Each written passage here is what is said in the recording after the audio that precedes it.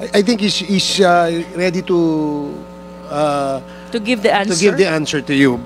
Before we ask another opinion from Commissioner Faildon. So, Your Honor, proceed there.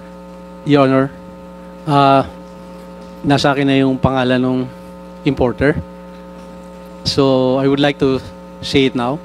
Yung tinanong nyo kanina, Your Honor, kung sino yung nag-import. Okay, sige, ganito muna. You hold on to your horses, Mark. Let us listen first to Commissioner Faildon. Sige, Commissioner.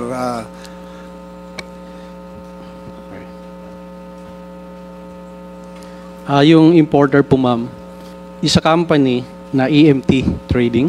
EMT Trading. Yes, ma'am. And yung registered owner ay si Irene May Tatad. Nakakulong po yata ito ngayon, Your Honor.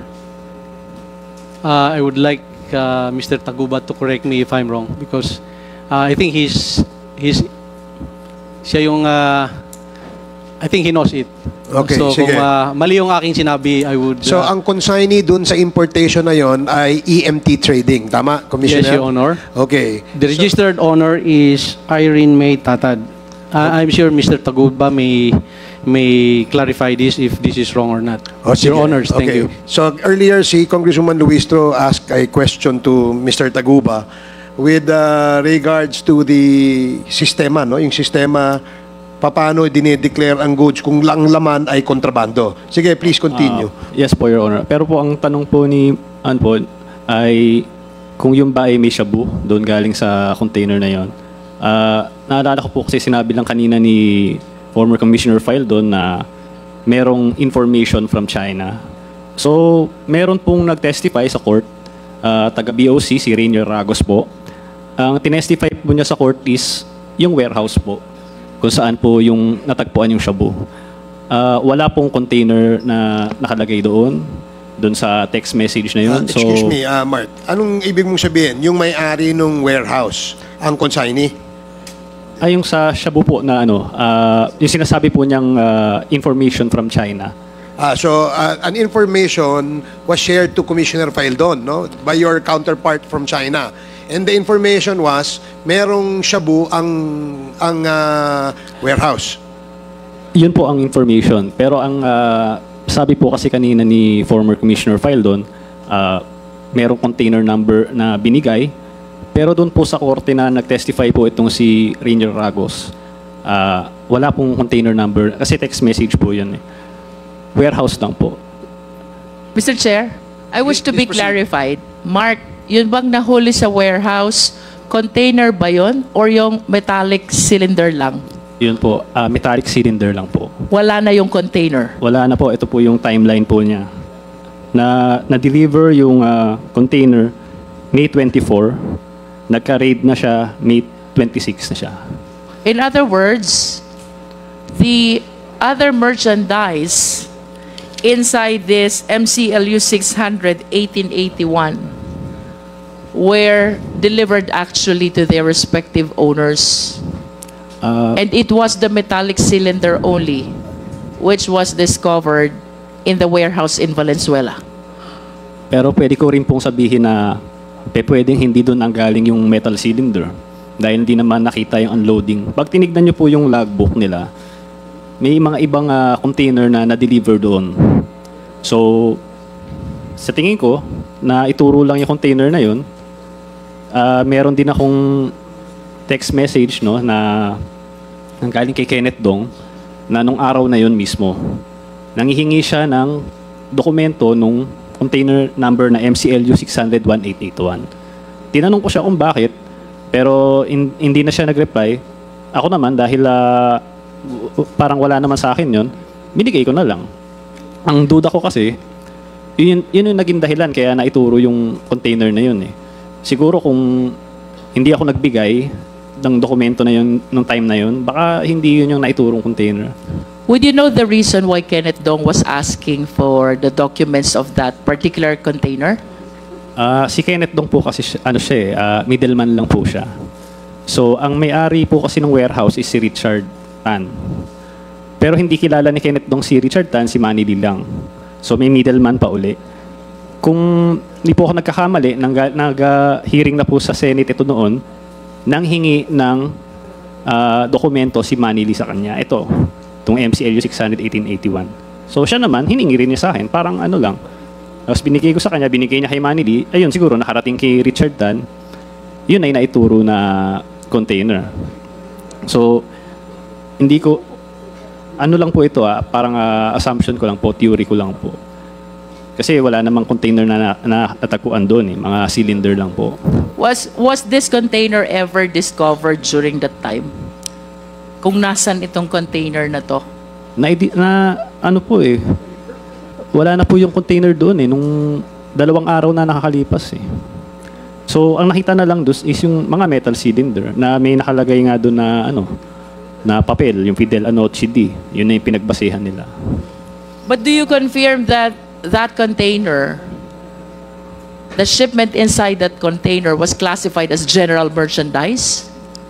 Yes, Your Honor. Kasi per your narration, kapag general merchandise, maraming may-ari, various types of goods.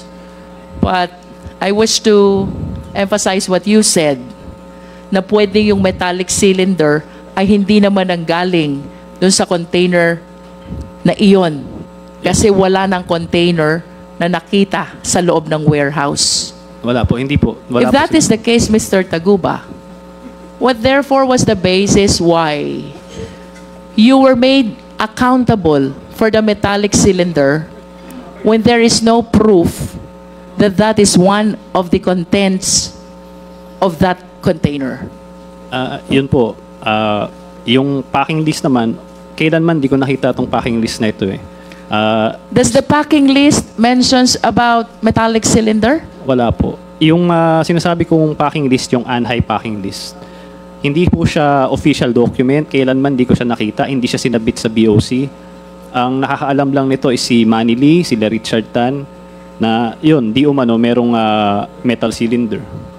And I remember you also testified before na you have a packing list with a stamp of the BOC, and another packing list was produced during the hearing in the court without the stamp of the BOC, and that was the one which was appreciated by the court. Yun po yung nangyari. Do you still have with you the packing list with the stamp of the BOC?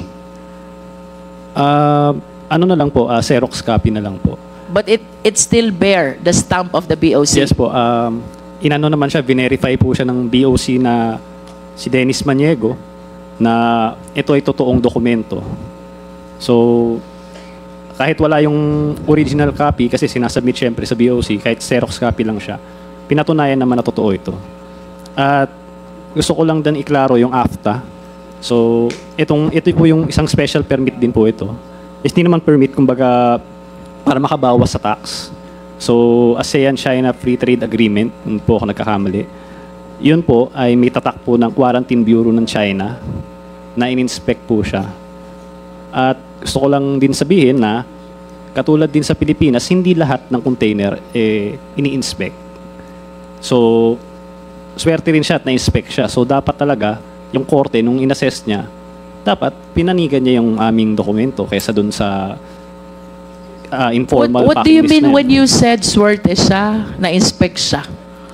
Hindi po lahat ng container na i-inspect. Ganon din po. Hindi ganon talaga. Sobrang daming container. So siya, na-inspect siya. Meron siya tatak ng Quarantine Bureau. Pinatunayan sa korte na totoo yun. You're referring to this MCU 1881? Yes. Your Honor. Okay. And then? Sa kasamaang palad, ang pinanigan ng korte is yung ANHI packing list, na informal packing list na hindi naman sinabmit sa Bureau of Customs. So, yun, hanggang ngayon, inilalaban namin yun. Nag-motion for reconsideration kami with motion to inhibit. So, you anchored one of the arguments where you anchored your motion for reconsideration is the non-appreciation of the packing list with the stamp of the BOC. Yes. Pinaka number 1 po. Mr. Chair, may I continue? You have 2 minutes. 2 minutes. Commissioner Faeldon, I recall there's such a thing as declaration of goods with the BOC. Ano po ito, Commissioner? In paper, I think the declaration of goods is the packing documents where you specify there what are these commodities you're importing and the quantity of each commodity that you'll be importing. I'm sorry, sir, but based on my research, this is different from the packing list. So, what distinguishes a good declaration from a packing list?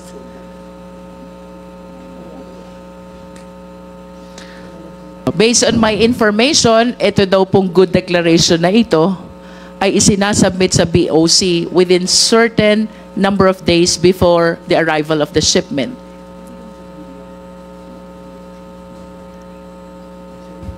I would like to ask help from the expert if what's the difference between the two, Your Honor. I see. And based on your knowledge, Commissioner Faeldon, ano bang purpose nitong good declaration? Well, in the term itself, that is to give a truthful declaration of what is the importation you're bringing, what is this goods you're importing to the country. I think that's the purpose.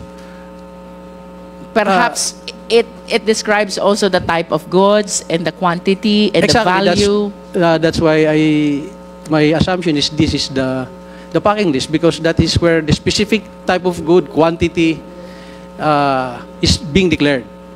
Tama po bang sabihin, Commissioner Faeldon, na on the basis of this declaration of goods, the BOC is able to determine whether it will go through the yellow lane, the green lane, or the red lane? Does this good declaration has something to do with the lane where the shipment will go through? Yes, ma'am. There's an office in the customs that does the vetting of those declaration of good. It is our risk management office. Once all those documents were submitted to the customs, they will start to run that into our system, whether this importation will pass through the physical inspection upon arrival in our ports, or X-ray, or will go to the fast lanes. So it's another office that does the vetting of those actual importation. Our office is called Risk Management Office, Your Honor. Let me go back to Mr. Taguba. Is it on this stage that the process or the system in the BOC is being manipulated by the TARA system? Yes. Yes, Your Honor. And which office is responsible to determine under which lane the shipment must go through? Yung mga, ano po ba yan? Mga yellow lane, red lane, green lane. RMO po ata. Anong tawag po sa opisina? RMO. Ano pong ibig sabihin ng opisina na yon? Risk Management Office. Kung di po ako nagkakamali.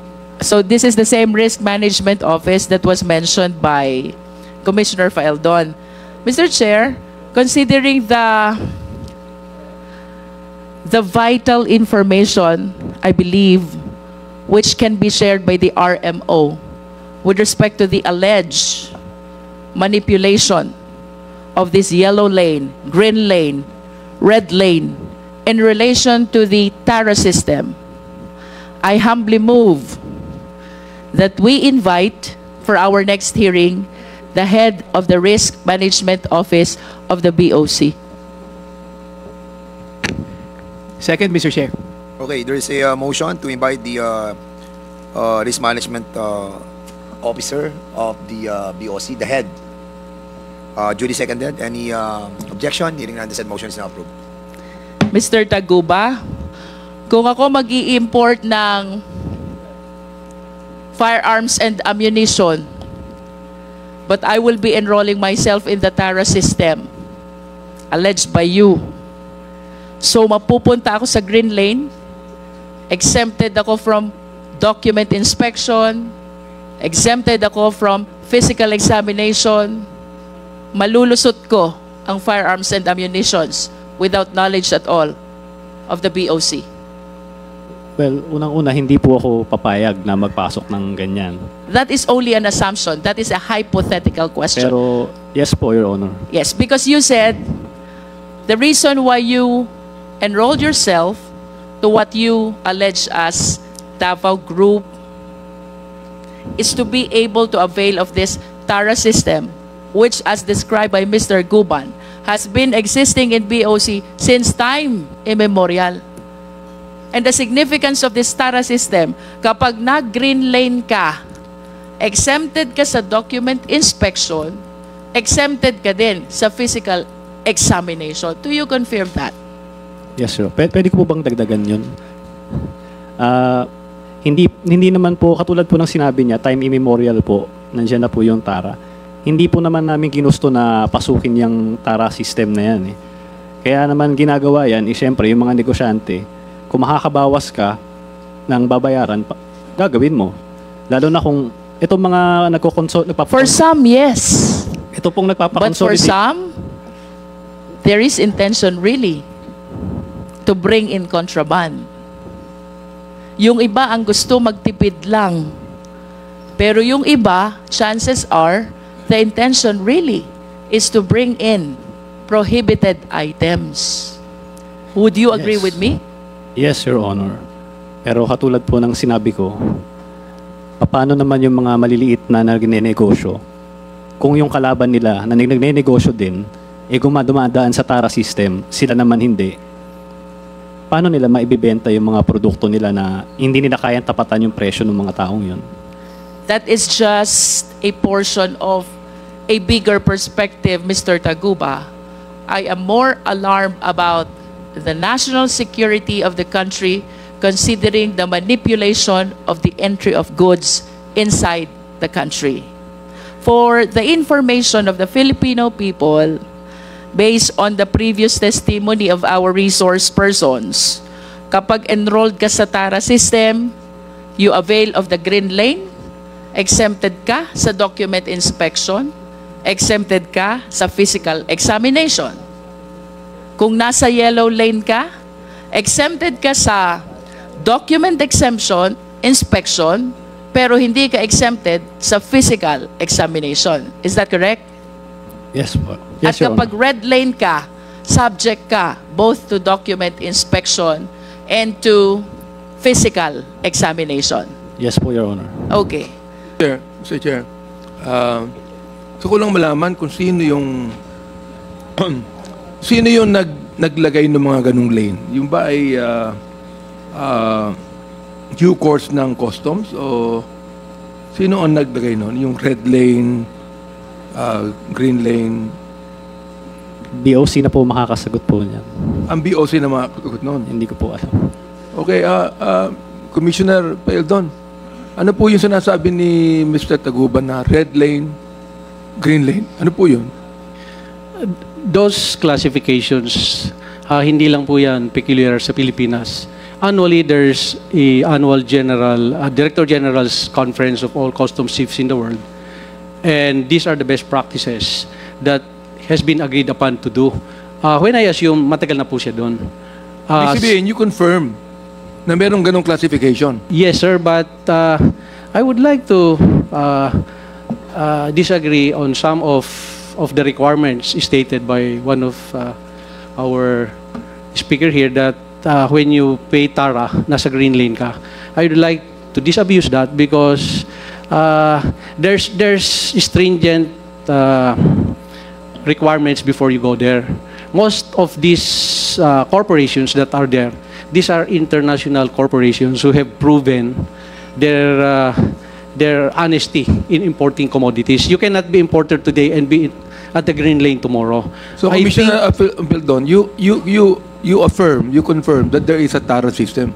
Yes, Your Honor. I believe There in is, that. oo. Yes, Your Honor. And you believe that to be legal. Pakiulit, sir, di ko na... Do you believe that to be legal? It's The criminal. TARA system is legal. It's criminal, Your Honor. It is illegal. Yes, Your Honor. Illegal yan. Yes, Your Honor. But you know that there is. Of course, Your And I you know, did Your not Honor. do anything to stop it. I did a lot, sir, Your Honor. What did you do to stop the TARA system? Ang una-una, During sir. your time. Yes, sir. In my small time, there a little over 1 year, in my first week of stint, I requested all the importers and brokers and appeal to them because I agree with your honors that this is since immemorial and we've been losing maybe trillions already because wala nagbabayad eh. Si Mr. Tagupa sinasabi niya gusto makabawas eh. Ang samang pakinggan eh. Kasi ginugulangan mo na kagad yung bansa eh. Gusto mong kumita, so bawasan mo na kagad yung tariff na babayaran mo. Talagang hindi pwede yan. So I appealed to them. Then after 2 months, unang meeting namin, these are thousands of brokers and importers. I appealed to them na maawa naman kayo sa bansa natin. Yung binabayad yung buwis, para sa atin yan. The second is doon sa trade center. I think more than 2,000 attended. Pero ganun pa rin, sir, eh. Talagang embedded. Marami talagang importers and brokers na gustong kumita. So, I started vetting kung sino itong mga airing. That's why we came up with that 4,000 na dinlist namin. Nagalit sila sa akin, of course, but lahat tayo, sir, naglilingkod sa bayan. So, sinasabi nga niya, gusto makabawas. Yes, makabawas sila sa kanilang binabayaran, pero yung taong bayan yung nalulugi dyan. So, I think, as far as they are concerned, hindi nila ako nagusto kasi 4,000 nga tinanggal ko sa listahan nila eh. So, those are the process na ginawa ko, Your Honor. Talaga pong... Commissioner, ang sinabi ni Mark Taguba, gusto nilang makabawas, kaya sila yung nagpupunta roon sa classification ng lanes. Tama ba ako, Mr. Taguba? Pwede ko po bang sagutin yung sinabi? Go ahead. Sige po. Sagutin nyo. Yung sinasabing makabawas, unang-una, hindi namin gusto magtara. Yan naman hindi papansinin yung dokumento mo. Pag-i-explain muna sa amin, ano ba yung TARA system para sa kaalaman ng taong bayan? Ano ba talaga ang TARA system sa Bureau of Customs? Lagay ba yan? O ano ba yan? Lagay po. Grease money po ito, TARA. O ibig sabihin, the TARA system is grease money. Nabanggit nga po ni Commissioner Paeldon, Mr. Chair, na ang TARA system is illegal, di ba? O, tama rin ang sinabi ni Mark Taguba na ito ay grease money o lagay. Ano? Yes po. Gaano kataas ang lagay sa isang TARA?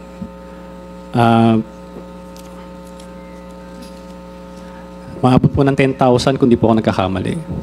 Per container? Per container. Depende po sa opisina. Anong gusto mo ipaliwanag kanina? Gusto ko lang ipaliwanag na sinasabi niya na yung mga nagpaparating ng mga produkto nila gusto makabawas kaya nagtatara. Unang-una, hindi nila kailangan magbigay ng tara kung maayos yung BOC. Kung inaasikaso yung mga papel at hindi kayo na kailangan magbigay ng buwis para lang asikasuhin ka, walang magbibigay ng tara. So, sabi nga ni Jimmy Guban dito, time immemorial, nandiyan na yan. So, dapat ang ano dyan is yung tara, kung wala yan, yun yung pinaka-problema eh. Hindi kailangan ng mga nagpaparating ng mga produkto na may tara. Kaya sila nagtara kasi yung mga kakumpetensya nila, mas mababa yung binabayarang buwis. Paano ka makikipagkompetensya sa kanila kung mas mababa yung buwis nila? O Commissioner Peldon, kanina nabanggit mo na nababawasan yung ibinibigay sa bayan, no? Itong tara, hindi naman sa bayan nabibigay ito sa bulsa eh. Di ba? Yes, Your Honor. Sa bulsa na ibibigay yan eh. Yes, So, Your paano Honor. may papaliwanag mo sa amin ngayon na nababawasan yung ibinibigay na dapat na ibigay sa bayan natin? Tama po kayo, sir. That's why yung first meeting ko sa kanila, this is exactly how I appealed to them. Kung meron kayong alam na airing BOC officer na tumatanggap ng tara, ay pwede nyo bang ireklamo, pumunta kayo sa opisina namin at ibigay nyo sa amin yung pangalan. Sir, after 6 months... Wala bang sinabi sa'yo, meron ka pa salita, Commissioner, wala pang binanggit sa'yo mga pangalan ng panahon mo? Wala ba? Sir, nag-appeal ako for 6 months. Of the 12,000 importers and brokers, kahit Wala. isa sa kanila, walang nagsabi na mayroon tumatanggap ng tara.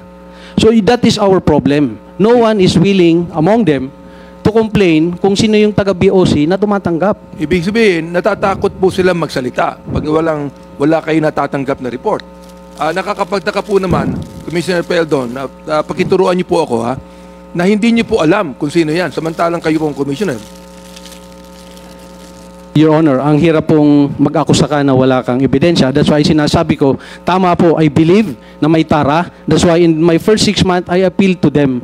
Please go to our office and let us know kung sino po itong Meron ka bang tumatanggap ng salita? tara. Hindi talaga maalis ang korupsyon. Pag ganyan.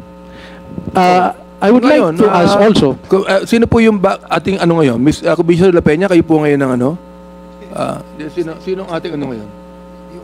Sino ang ating BOC ngayon?